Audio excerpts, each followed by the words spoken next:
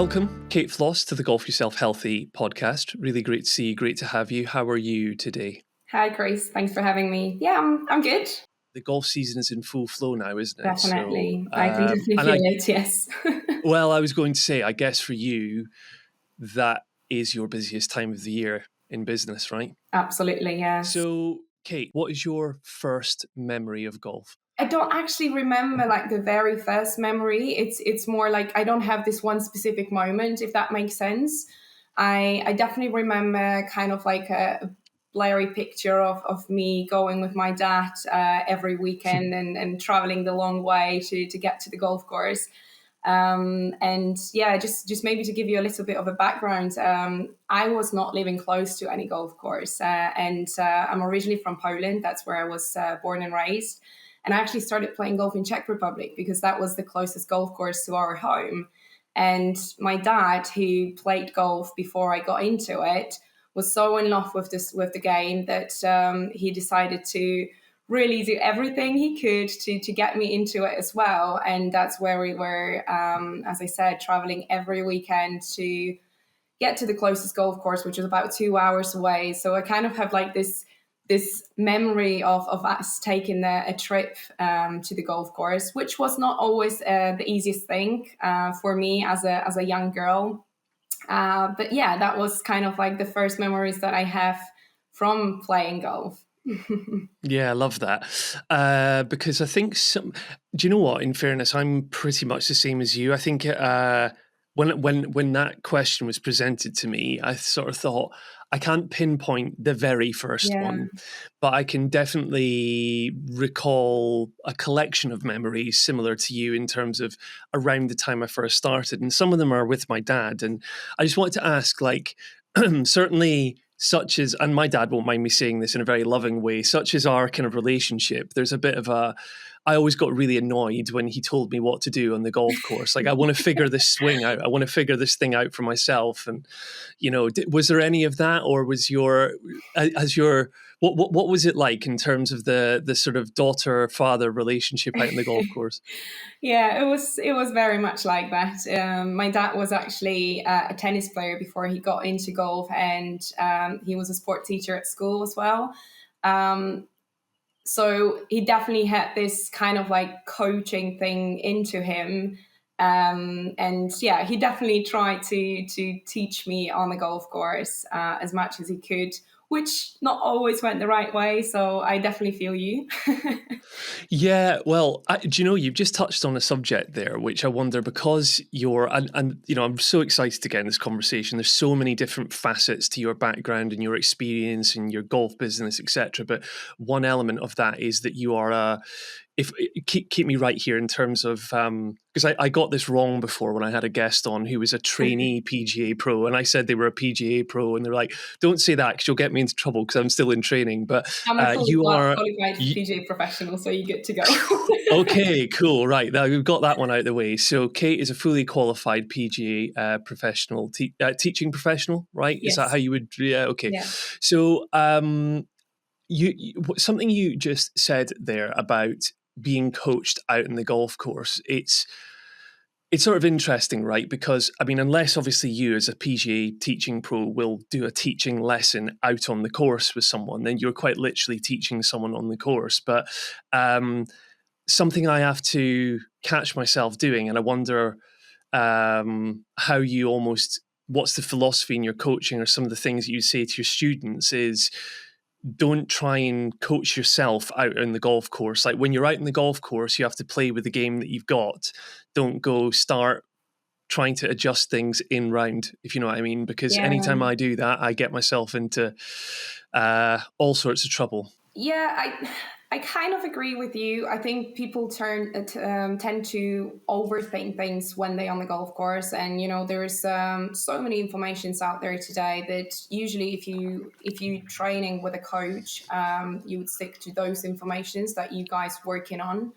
However, plenty of people are either not taking regular lessons, and then they would go to YouTube videos, whatnot, just to gain some knowledge from there. And I think that's where it can get people into trouble, because the amount of information and not being able to kind of appropriately apply them, if you like. So I think that's where it's becoming a little bit of an issue in terms of coaching yourself. However, the way I try to teach my students is always send them home with a toolbox so they actually know what they need to work on.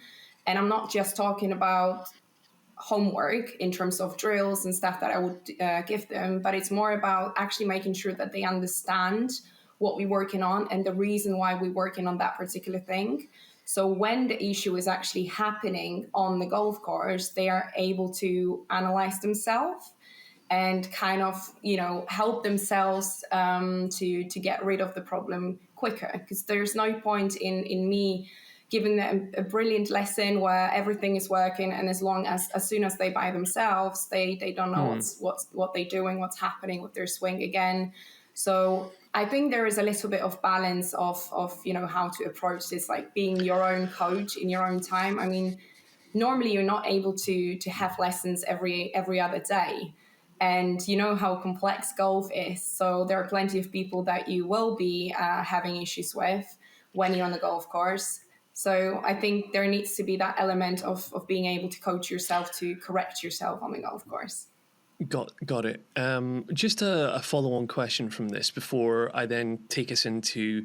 I've already just sort of almost like gently introduced part of your background, but in a minute I'm going to get you to just introduce yourself fully to the listener and your background and what you do professionally in golf, etc. But I wanted your perspective on the use of apps or technology generally in or on the golf course, because I was having this discussion with a friend the other day about Arcos, right? So I have it. I'm a bit of a gadget guy, to be honest, Kate. Like I like gimmicks, and I can get sucked into marketing quite easily. But I think this ties into what you were saying there about that.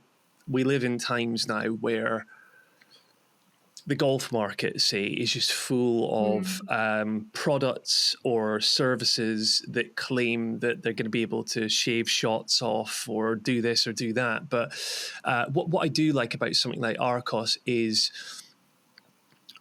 where you mentioned being able to identify the root cause of something happening, right? So what it will do is at the end of a round, say, it's analysed every shot that you've taken, where the ball's gone, etc., and it's told you these top 3 areas are working well, these ones aren't working so well. However, I've stopped using it for quite a long time now, and I just I've not because I don't think that the data it's giving me isn't helpful, because I think it is.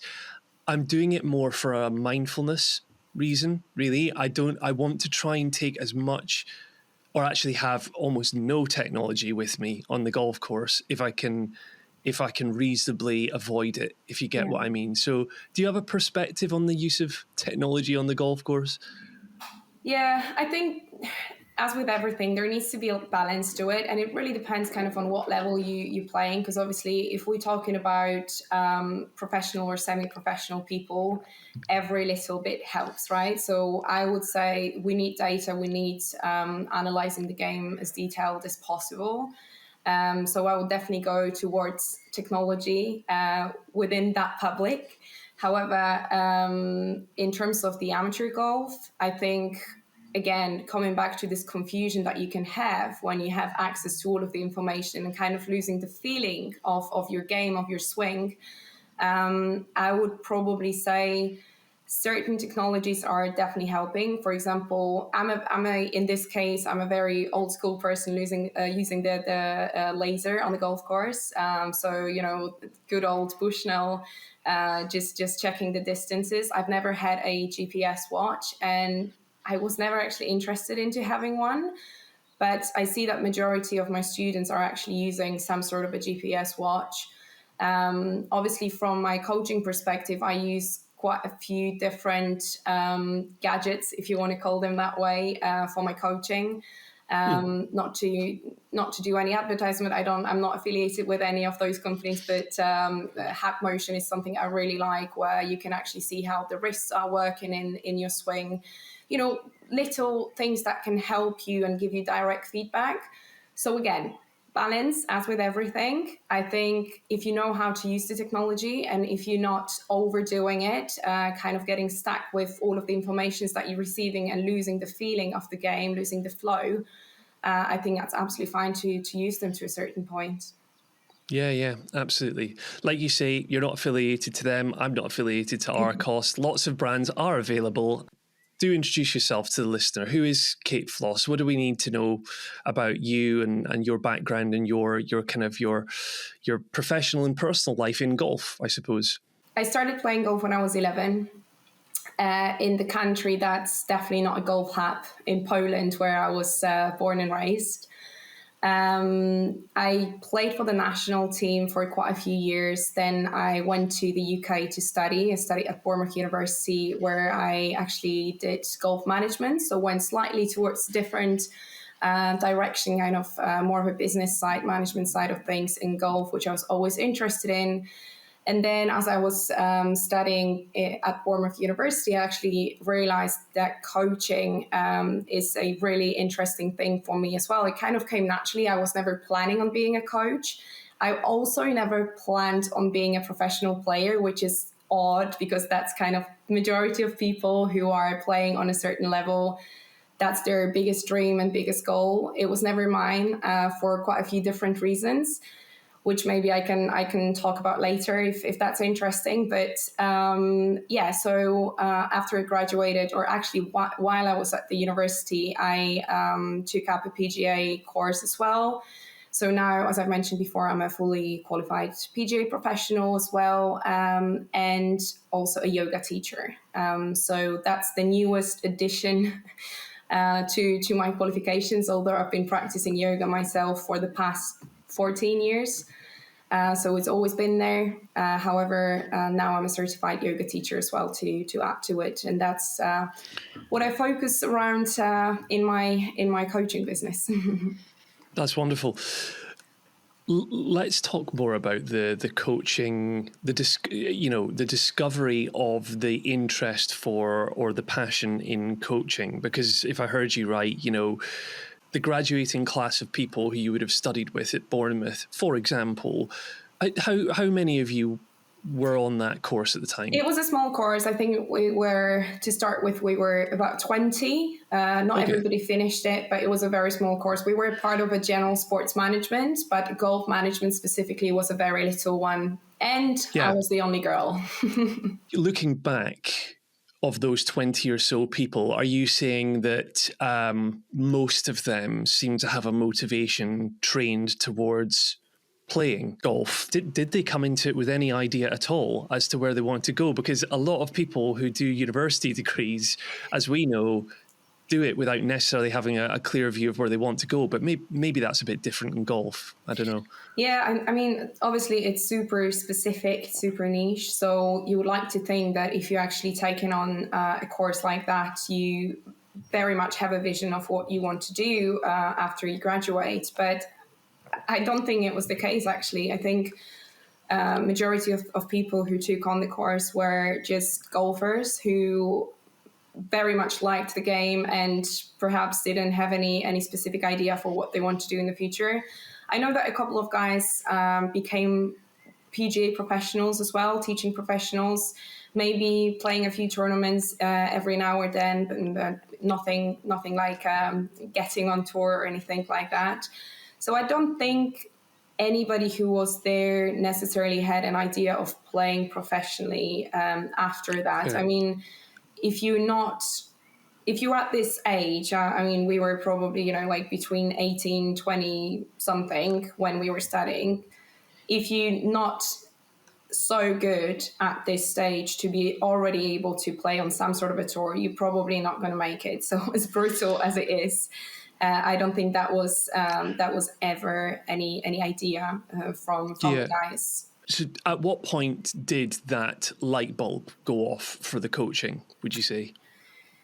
It was so Bournemouth University was quite specific in terms of it was 4 years degree, and the third year was a placement year. And that was actually the reason why I decided to go to Bournemouth University, because there were at the time 3 universities in the UK that did golf management degree. Obviously, the most well-known one, Birmingham University, where you actually finish being a fully qualified PGA professional as well. And I very consciously decided not to go for that because I was not planning on becoming a coach. But then while doing my placement year, where you actually need to work full-time in the industry, I ended up doing my placement at Topgolf. Probably you know Topgolf very well. I was at Topgolf Surrey at the time, which is one of the 3 original Topgolfs. Topgolf actually originated from the UK. It was then bought by the American company, but it is from the UK. So it was not a Topgolf as we know it today, but it kind of was going toward that direction. Obviously, it had the technology of chips in the balls and the fun aspect of it, but it was not this kind of Las Vegas kind of Topgolf that we know today.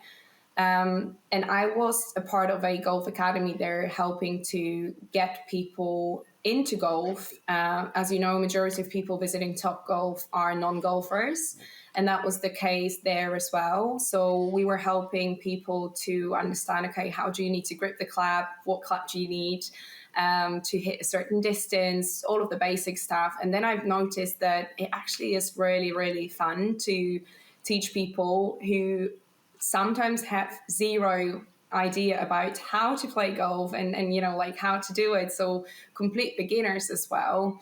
I started working with juniors at Topgolf as well, which was a lot of fun for me as well. I actually started doing like ladies' nights where we were doing an hour of not necessarily teaching, but just giving some tips to the ladies and having a glass of Prosecco after that. So it was, you know, this kind of really nice social thing. And that's where I realized, okay, coaching could be something for me. Yeah, love that. So in terms of your, I mean, I guess for you, maybe I'll ask you this actually. From this point, where is logical step? Where should we go to next in terms of your journey? Like, because I think obviously a big part of what we want to talk about here today is what you're doing now around Golfair, but were there certain kind of intermediary steps between, you know, I'm just thinking you've done that. That's that Topgolf experience. Mm-hmm. I love that story. That's obviously that your introduction to golf. So then maybe the question is, what was the trajectory of your golf career after that? Yeah, so maybe I'll just take it a step back to the times when I was playing for the national team, because that was the first time I was introduced to yoga. And obviously, yes, both golf and yoga are a core of my business, which I'm going to talk about a little bit more let's do it. later. But I was introduced to yoga during one of the camps for the national team, and I think I was around 14 years old at the time. So obviously not the best age to be introduced to yoga, where you have not that much understanding of what it is about. But I was at the time very determined to get better at golf, and I would use any help to get better at golf. And yoga was a part of it, right? We were told that it will help us with not only preparing our bodies, but also the mental part of the game, which is huge in golf, as we all know. So I decided to go for it, to stick with it, and introduce yoga as a part of my training routine as well. And for a very long time, I was just practicing for myself at home. I didn't actually attend any courses or anything, just kind of what I've learned during the golf camps I took with me. And then a few years later, I realized that yoga actually stuck with me, and it was a fantastic tool for me to cope with all sorts of different situations. For example, when I was studying abroad, you know, being by myself, new country, completely different environment, different culture. So yeah, that was kind of the part where I realized yoga is helping my golf, but also just like my general well-being. And that's where it started to click in terms of combining golf and yoga, because I combined it for myself for such a long time that it only made sense. And it was a time when I was at the university when I realized that I see it as something that I could potentially do in the future. That's why I decided to then get into coaching, get a qualifications to be able to coach. And I always actually wanted to do the qualifications to become a yoga teacher as well, but there was just never a right time for it until I actually prioritized it and finally did it. And yeah, that was kind of the introduction of Golfair, which is my business and what I do now, which combines golf and yoga and well-being. So that's where we are now. Awesome. Just a few more questions, just to unpack certain topics or themes that you've just addressed there. A bit more on yoga then. So, I guess drawing my own experience of yoga, it's and I think I can say this as a guy, when I've been in yoga, we tend to be in the minority in my experience as men. And I think, again, this is me speaking from my own firsthand experience. Before I tried it, I was maybe reluctant to, because I was a little bit dismissive or thought, I don't really know, like this is going to be a little bit, too spiritual or too woo-woo for my liking or whatever, which I've since found out is just totally wrong, because it is, I found it to be, admittedly, I haven't practiced yoga for quite some time now, but I have this memory of when I lived in London with my wife. We had this gym immediately opposite our apartment. Now, you know what London's like, Kate. It's a really intensely busy place. And actually what I found was going into a yoga studio, even in central busy London, you were just able to remove yourself from like all the noise and the distraction. And it was the peace of mind that I got, and actually the feeling of, I'm safe here, or actually like there's I don't have to, the worries of the world start to dissolve away. And so that's almost the mental health benefit, or Yeah, at least absolutely. one of them that I experienced, of being in a yoga session in a yoga studio. But there's obviously more to it from a mental health perspective and a physical health perspective than I've just said. So maybe my question is, what are those benefits? What are those practical benefits that you would advertise, for want of a better word, to the listener to get them off the fence and convince them to try it? Yeah, I mean, one of the major things that I've noticed since I became a golf coach is that people barely warm up. And in particular, through the time when I actually lived in the UK, a lot of golf courses don't even have a driving range. You would probably, that better than me, that quite often you just have a net in a corner of the golf course where you can hit a few balls, and it's barely ever used. And a warm up is an absolute must do before a golf round, to not only sustain your golf swing and actually make sure that you're able to make the movement the way you want to do it, but to avoid the injuries, to prepare your body. So it's essential. It's essential to warm up before golf. And I think a lot of people, unfortunately, don't know how to do it, or just find it a little bit uncomfortable to do a couple of stretches at the driving range. And, some of them would hide at the clubhouse somewhere to do a couple of stretches in the corner and then try to go on the golf course. But majority of people just don't do anything. They would just get out of the car and maybe do 1-2 stretches on the first tee, and then off they go. So that's something where I'm trying to use it as a selling card, especially for men who are not necessarily, as you said, into this spiritual part, mental part. I think yoga can be as little spiritual as you want it to be. And it's the same with golf, isn't it? I mean, golf is a spiritual experience for some people as well. But in theory, it's not spiritual at all, right? So it really depends how you approach it. But where I see the biggest benefit of how yoga can help golfers is, first of all, preparing your body, warming up your body before the round, knowing how to do it.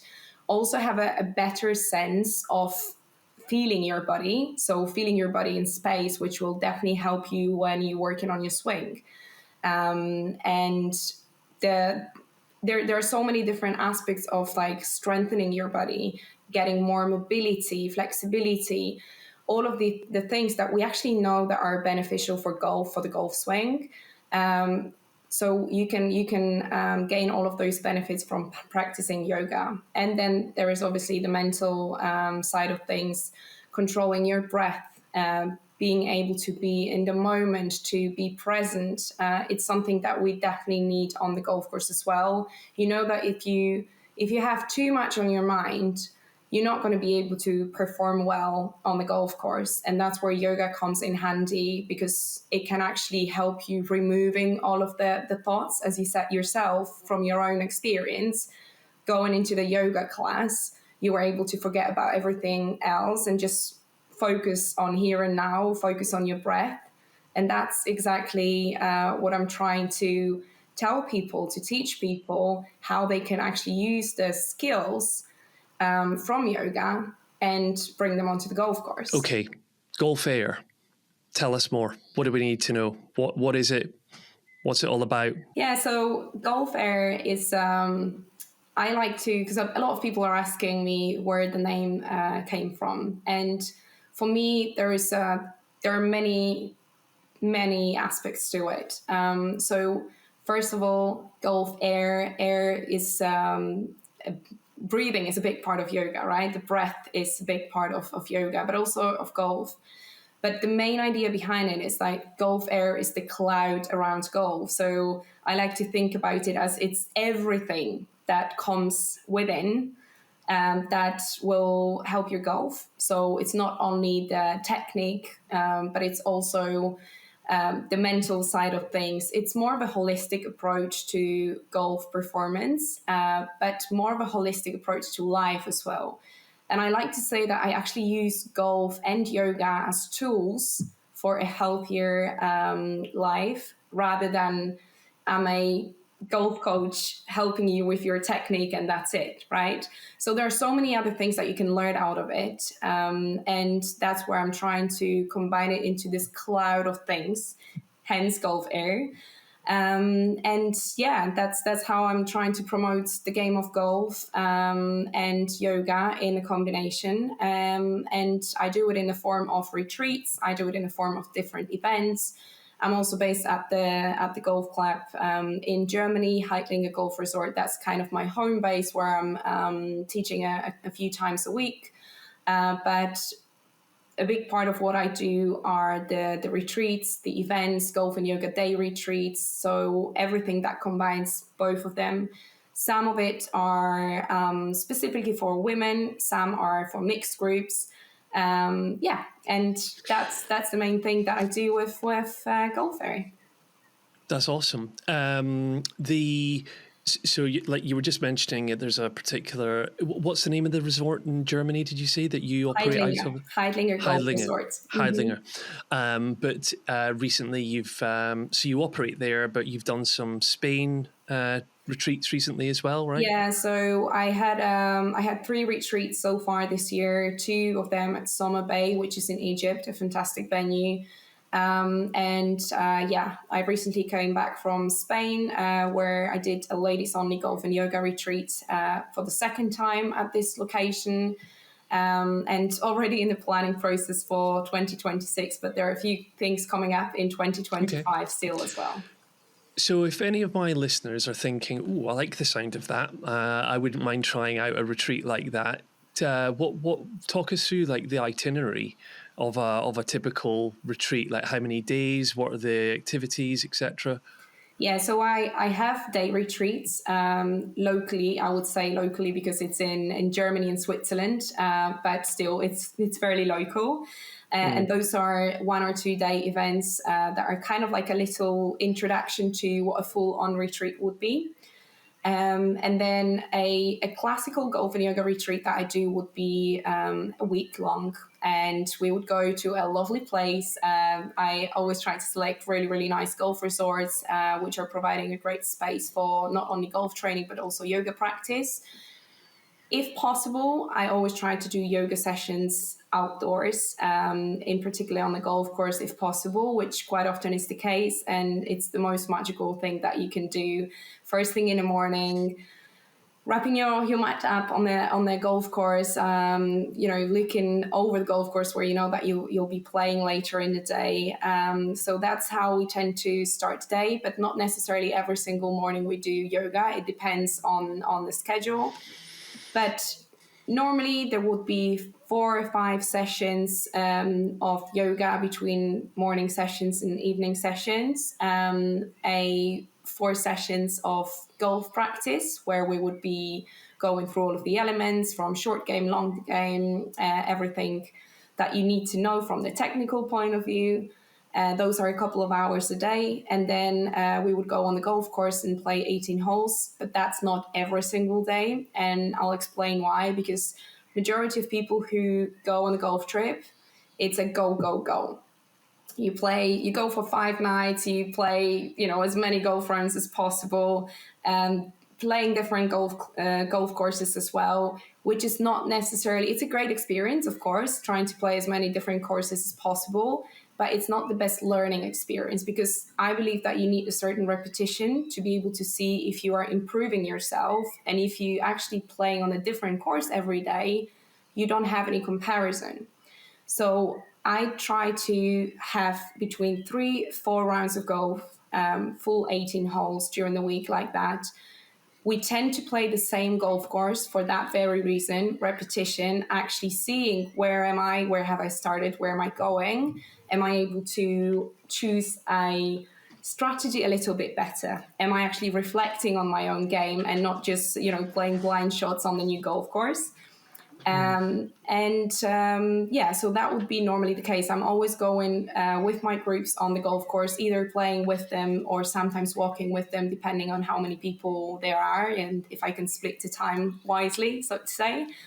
And then obviously a big part of it is just having a time for yourself. So actually having a time to relax in between, to kind of take time to reflect on what you've learned.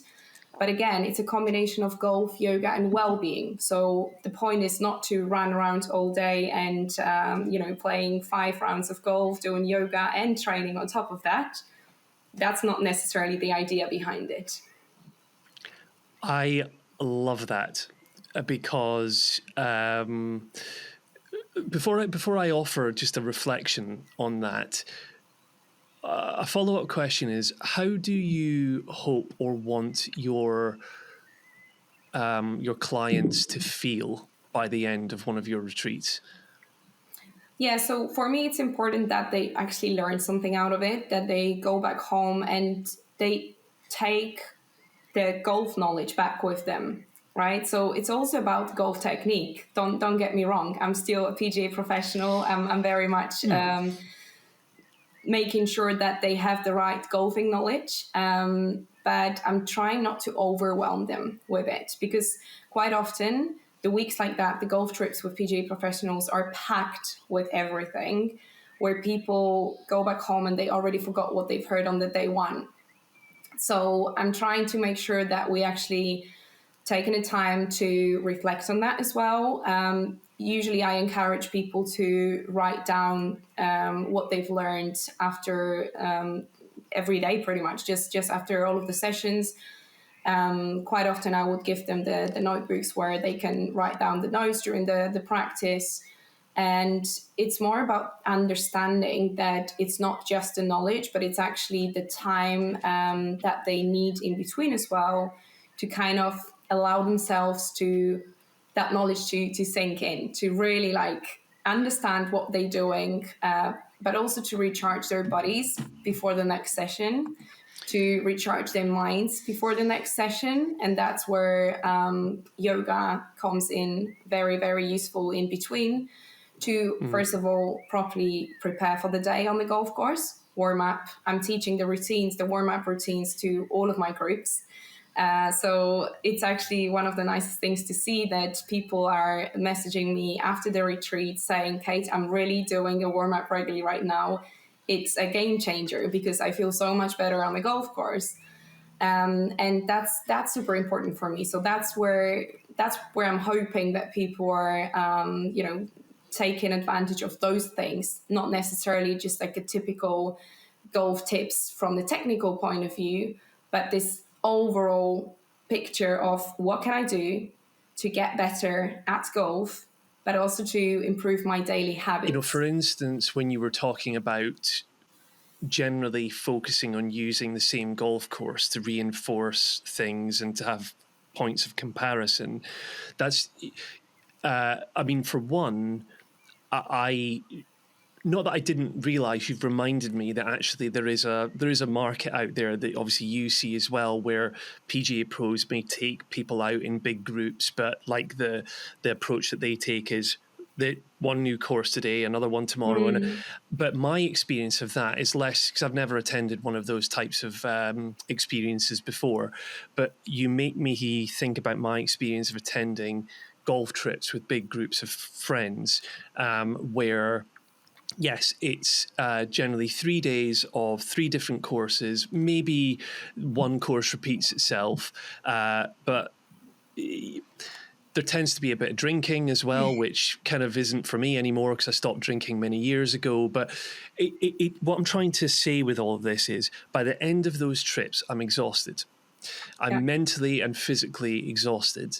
And it's just so interesting how you're very deliberately, in a very positive way, trying to just get the harmony and the balance right of, sort of allowing maybe a bit of downtime for people, but also like doing, because there's this expression like you need a holiday after you've taken a holiday.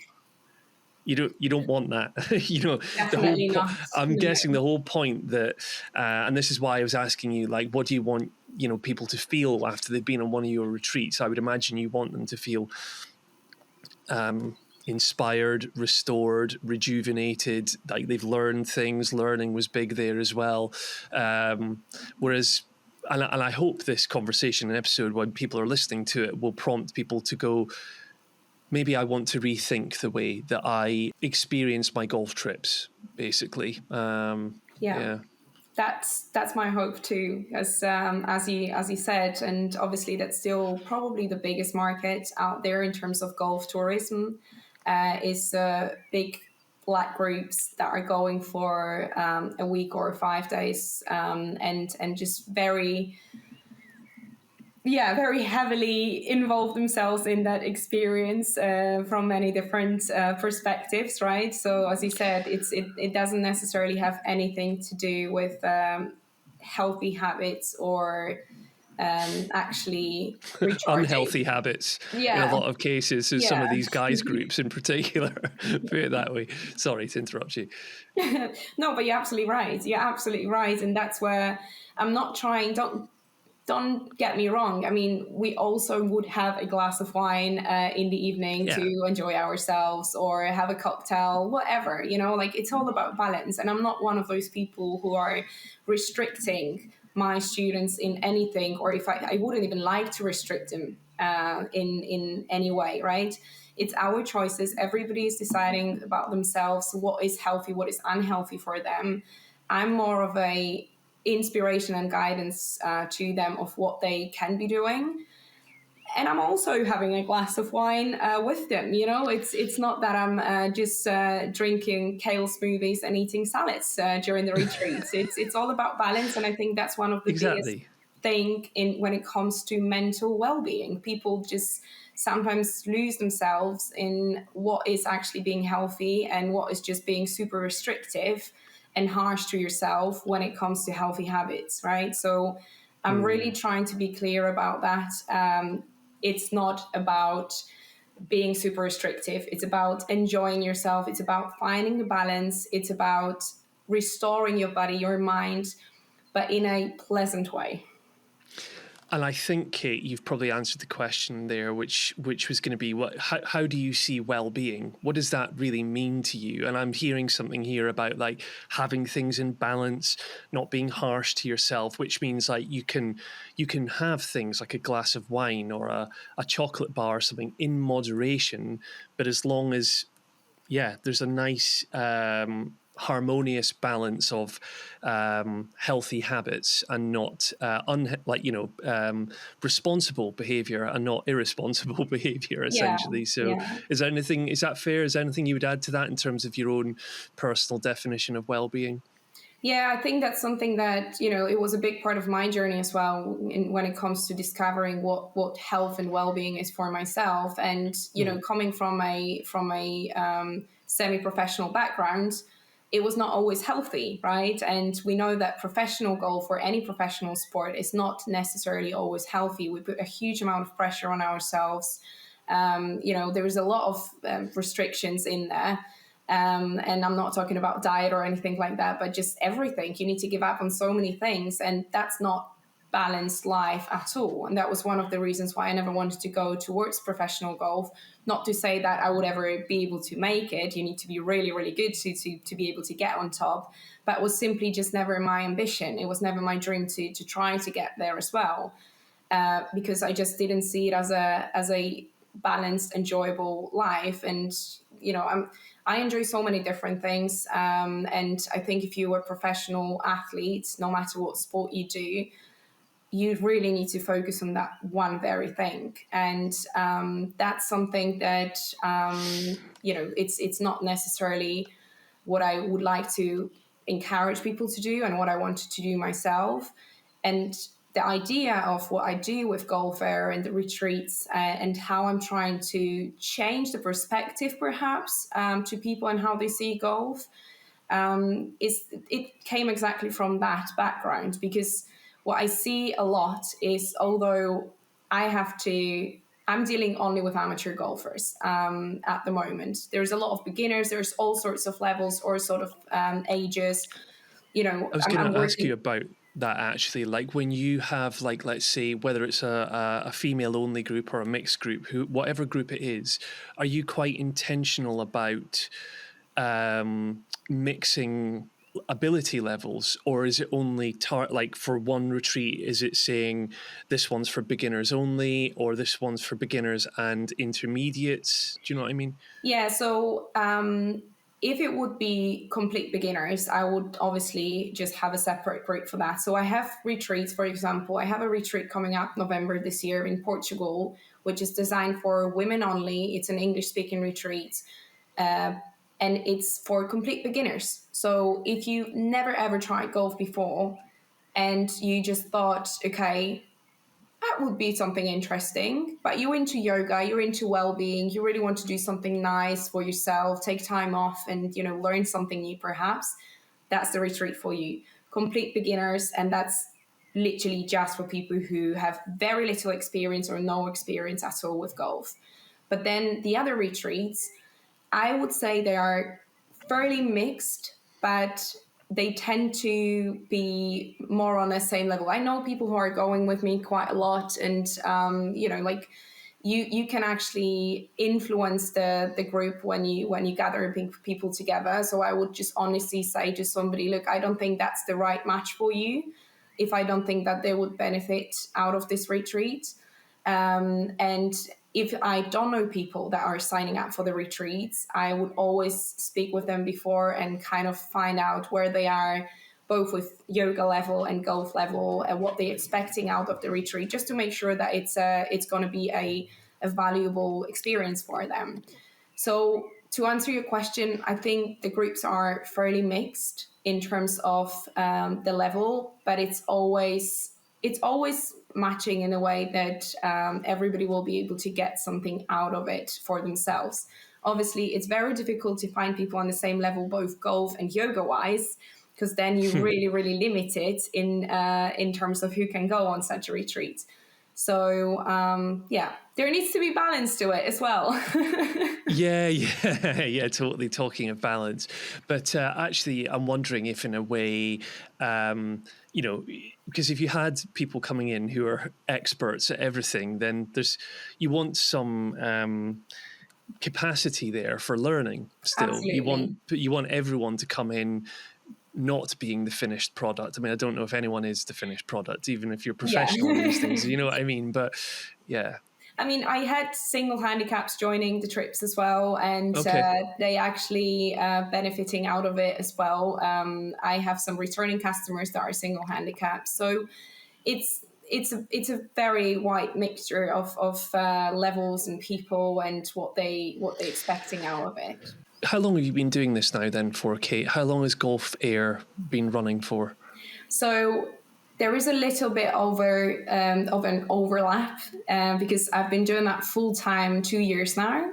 Right. But I've been previously doing that for around 3 years when it was kind of a side gig for me as well. Okay.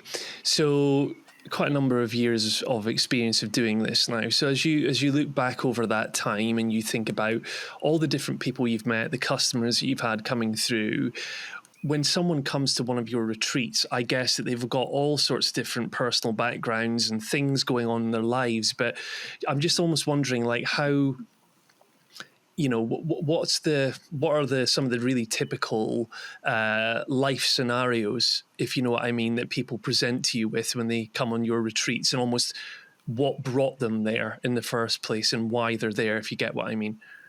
I think something that is quite interesting for people is the uniqueness of the combination of golf and yoga. It's just something new. It's I think you need to really understand the benefit of why am I even getting into yoga. If you don't have any previous experience, you kind of need to have an idea of why do I want to even try it to help my golf performance, but to also help my general health. So I would say that would be kind of like a typical person who would be interested in going on the retreat, and that both includes male and female. I have mixed groups. I actually recently had a request from a male only group who wanted to go on a golf trip where we do yoga and mobility training, because they realized, okay, that's kind of it. I cannot fix my swing anymore if I'm not going to fix my body.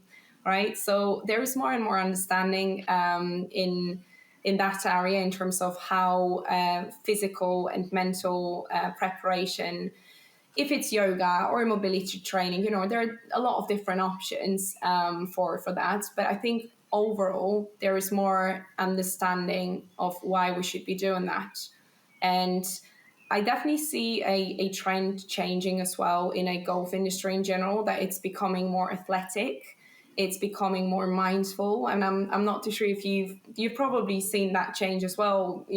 Doing what you're doing, I believe that there is quite a change in terms of how golf is perceived and how people are approaching golf as well. It's more of a slowdown for a lot of people. It's the connection to nature. It's a connection to yourself, being more conscious.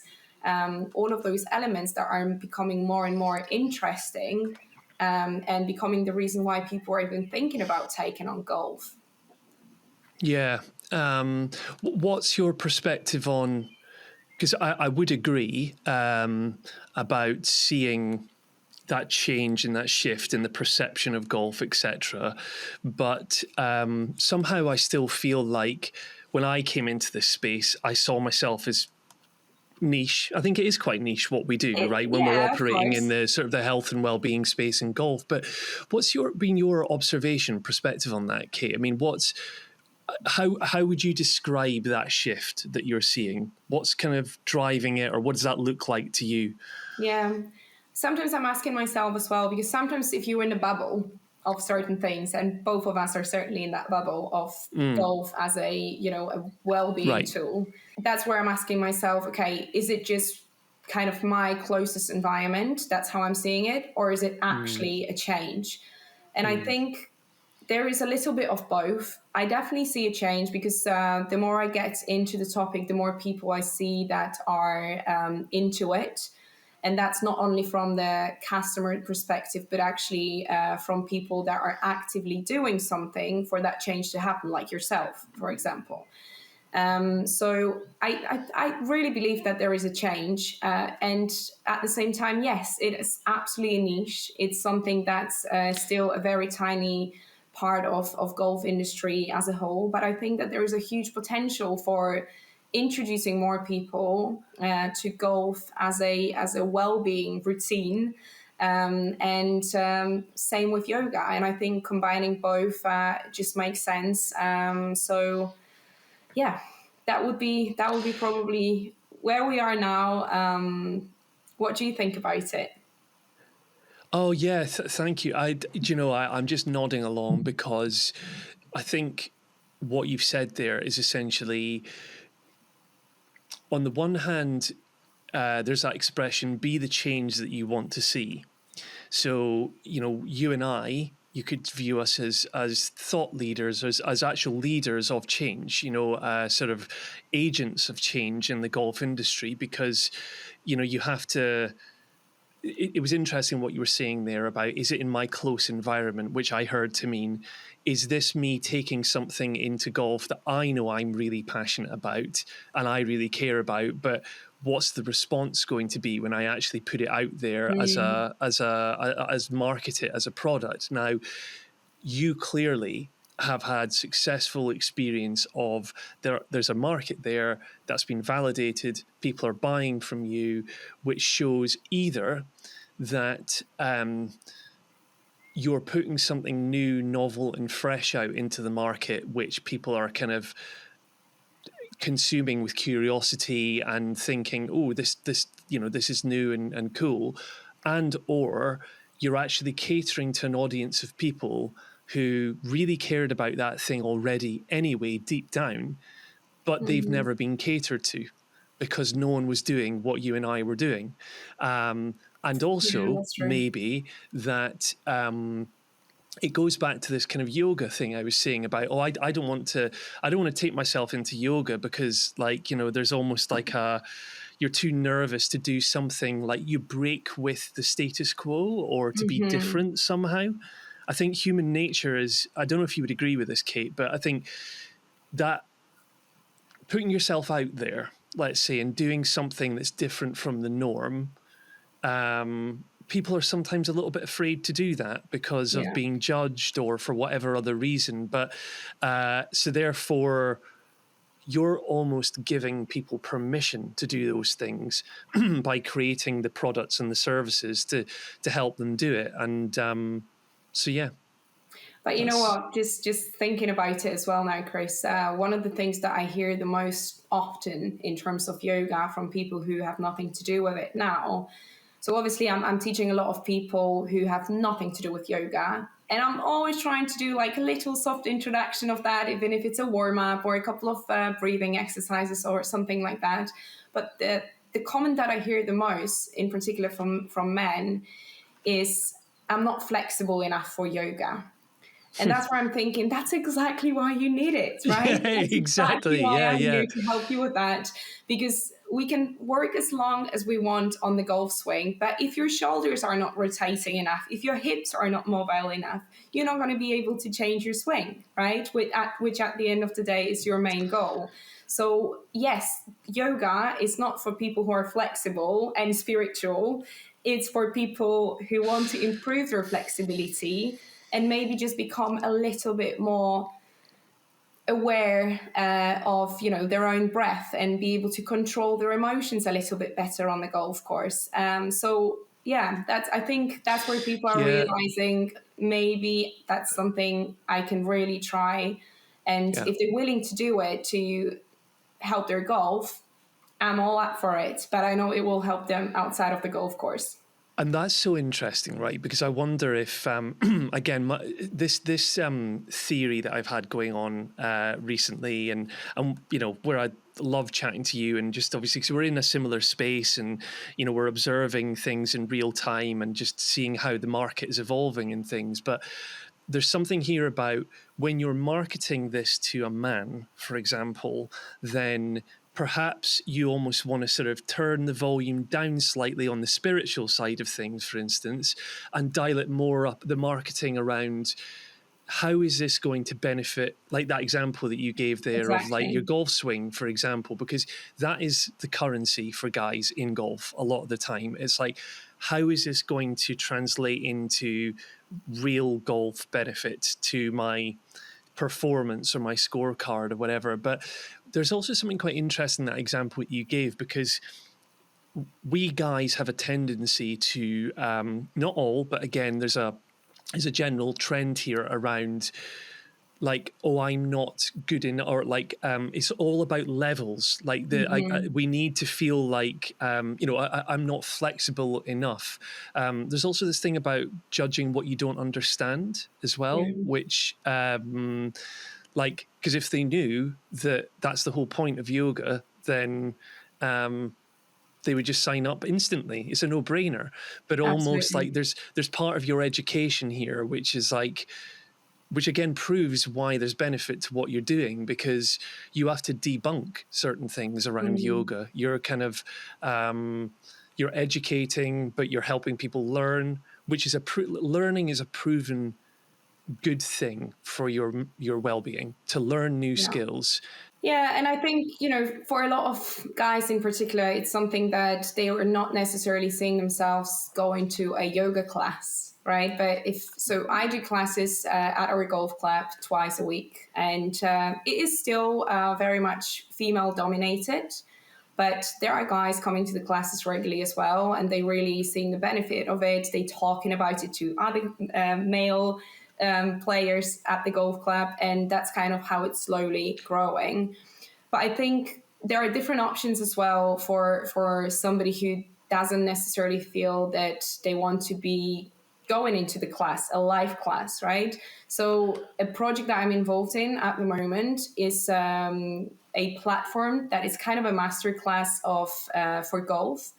And what I'm doing there is I have my own series, which is called Yoga for Golf. So if somebody wants to have that soft introduction and doing that at home with the videos, it's a really good start to kind of help to get into yoga. It's a fairly basic yoga as well that will help everybody with their golf swing. There are warm-up routines, there are breathing techniques that are helping. So, that could be something that's a kind of like, again, a soft introduction to, okay, I kind of understood now why yoga could be good for me, but I'm still not ready to go to a yoga course. Maybe I could try that. Well, I think that's probably all that we have time for this time around. I hope you would be up for coming back on for another conversation sometime, It would be Kate, because I lovely. feel like... Thank you for having me. Thank you for coming on. I think we've covered so much, really interesting ground here. And just where can my listeners find you in terms of social media, etc.? Where's best to look you up? I'm probably most active on Instagram. My account is Golfair by Kate, and my website, golfair.co. That's where you can find all of the information about the retreats, all of the activities that I do. So those will be the main two channels. I'm on LinkedIn as well as Kate Floss, and the platform that I was mentioning, it's golfcoaching.online. It will be launching soon, and if anybody is up for trying yoga for the first time in a nice, safe environment at home with a couple of helpful videos, that's where you'll be able to find my Yoga for Golf series. Somewhere down the line, we try and see about like some sort of collaboration where I bring some of the GYH community and we do like I would love that, Kris. like a yoga class or online or however we want to do it. Well, there's potential in that. I'm absolutely convinced of it. So it'd be really, really cool. It would be an absolute pleasure. So good having you on. So good talking to you again. Obviously, I've had the benefit of speaking to you a few times. It's the first time my listeners are hearing from you. But like I say, hopefully not the last time. We'll speak again in the future, I'm sure. And when's your next retreat coming up? So I have a couple of day retreats coming up now. The next one is actually in 2 weeks' time. That would be one day event. And then I have a couple of more this summer between Germany and Switzerland at different locations. And the next one, the bigger retreat, will be in November 2025. So still a little bit That's of the big one. time. Some spaces are still available. So definitely hoping Check it out. to find enough people to go on that one. Awesome. All right. Well, Kate, thanks a lot. Take Thank you care. so much, Kris.